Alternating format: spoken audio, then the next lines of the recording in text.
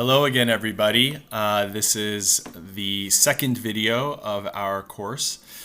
This one will be related specifically to the elements of film form handout that will be your reading assignment for this evening going into tomorrow's class. And this is a very, very important document. So I really urge you to take some time, even though it's a rather short document, to carefully study it and really, really get close and comfortable with the various items on it. So I think just as a general framework for this reading and this framework, I want you all to really kind of open yourselves up to a very different way of approaching film than you may have been comfortable with in the past. Most of us are conditioned and taught to sort of watch movies as relaxation, as passive spectators, as folks who want to essentially let the film do the work for us. But in this class, I'm really going to be urging you all to become very proactive, very analytical, very interpretive, engagers with the text. Like, I want you to be very engaged with the film. And so it's not going to be a class where you kind of sit back and let the movie play without being very, very heavily involved.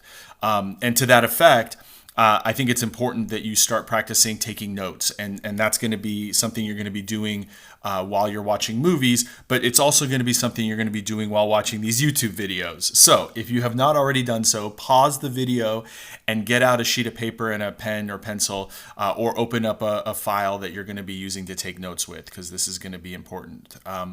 So let's go through these one by one, and I will try to provide examples wherever possible.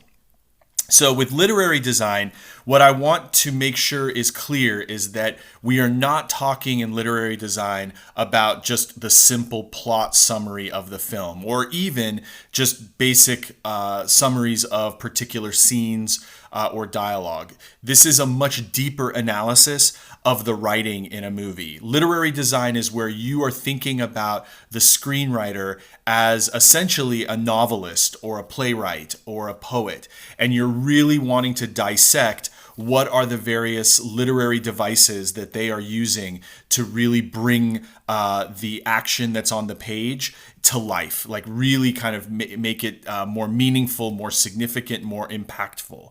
So, for instance, I mentioned a few different literary devices there. There's a great website called literarydevices.net. Again, literarydevices.net. If you're unfamiliar with literary devices, that website is great because it'll give you a huge list of all the various kinds of tools that writers use to bring their material to life.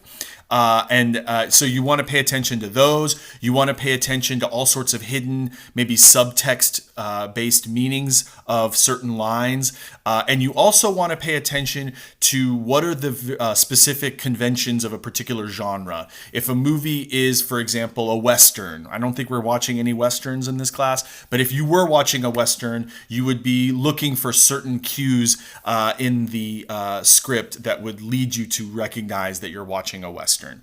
For the sake of an example for this particular video, I'm going to go ahead and give you all that. I'm going to make an illusion here that what I'm asking you to do with these elements of film form is basically channel your inner Dua Lipa and realize that you've got new rules and you need to count them. And that will come in handy in a minute when I do sound design. But just notice that I made a reference there, a pop culture reference to a song by Dua Lipa called New Rules.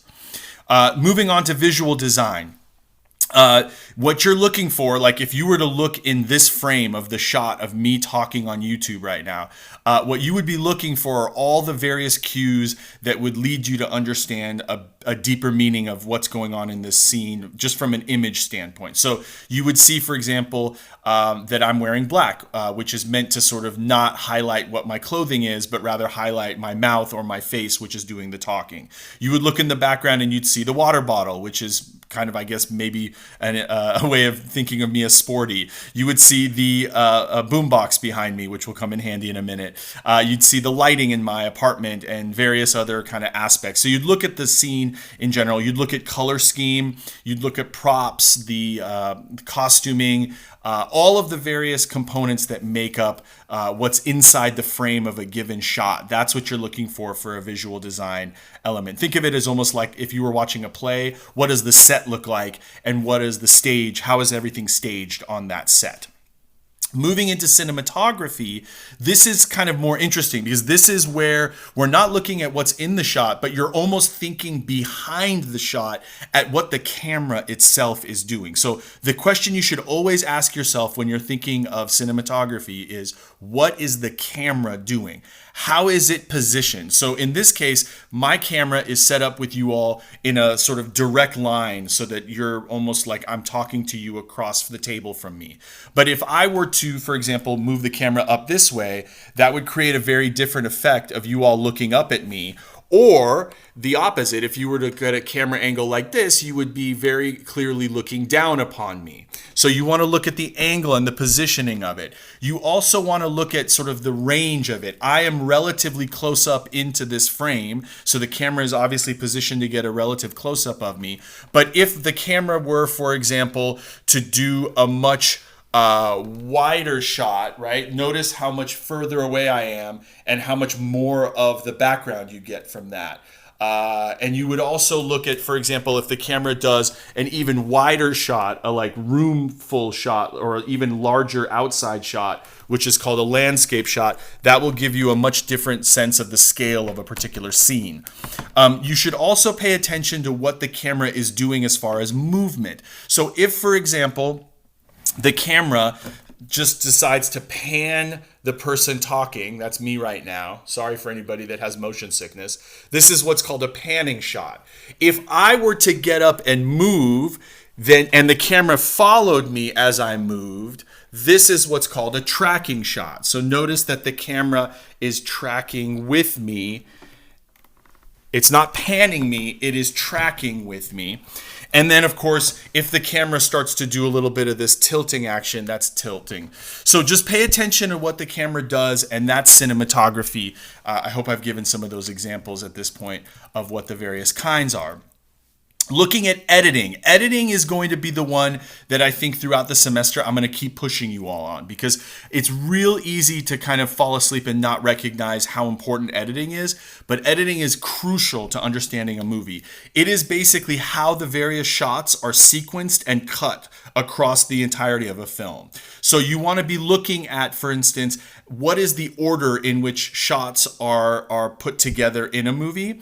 You want to look at the pacing and the duration of a shot. So if we were to, I don't have the editing right now to do this, but if I were to have a succession of quick cuts of me saying one thing and then me saying another thing and me saying another thing, that would create a certain rhythm and a tempo to the order of shots, versus how I am right now, which is this long, extended, maybe for you all overly long duration of a shot of me talking in order to kind of, I guess, expand the scope of the discussion.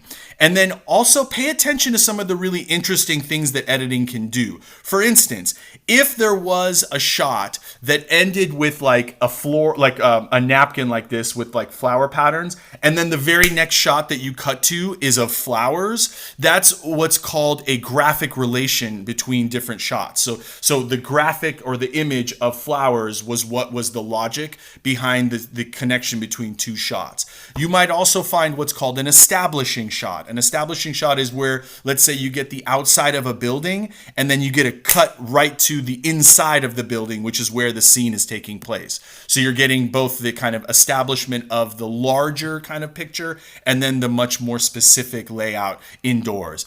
And then look for things like shot and reverse shots and eye line matches. So for example, if I'm having a discussion with somebody else, it might cut between me and then cut, and then you get a camera shot of the other person. That is a shot and reverse shot, back and forth in a dialogue. And that is meant to sort of establish a certain rhythm.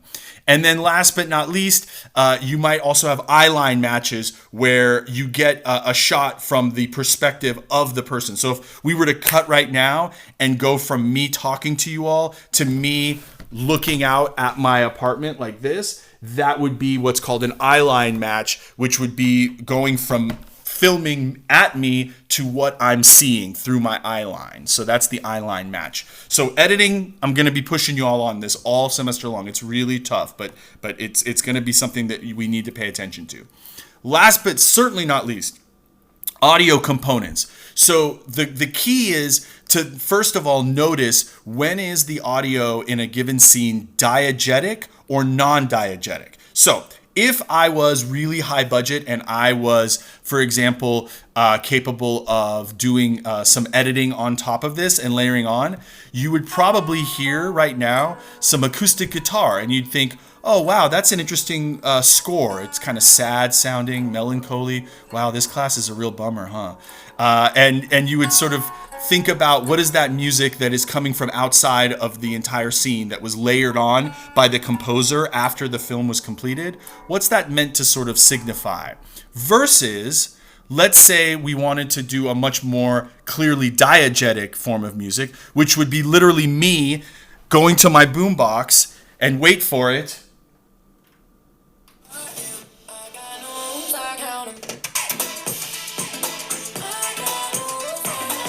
So not only some literary design there with my illusion coming back into the mix, but I'm giving you an example of the diegetic form of music where you clearly saw that I produced that music from inside the scene itself. So if the music's coming from within the scene, or if it's layered on top as musical score, which you should be able to identify while you're watching the movie. You also want to pay attention to what are the types of sounds that are going on. Is it characters talking? Is it sound effects? Or is it that musical accompaniment like the acoustic guitar I played a few minutes ago that's meant to give you a certain tone? And then you want to pay attention to the quality of that sound. What's the volume of it, the speed of it, how clear is it? And also, like, what's the nature of the music, the melody of it, the harmony of it? Is it discordant, meaning it sounds kind of almost like it's oppositional or conflicted as far as the actual musical notes? And then notice whether it kind of goes up in volume or if it fades out in volume and what that's doing. You want to be paying attention all the time to the sounds in the various scenes to kind of see what they're cluing you into about the meaning of a particular part of a film. So there you have it. That's the elements of film form. My best wishes to all of you while you go through the movie that you're going to choose to work on for tonight. Watch it very carefully, take very careful notes, and you'll see in an email from me exactly how to structure your one-page PM's document. So thanks, y'all, and I will see you all tomorrow.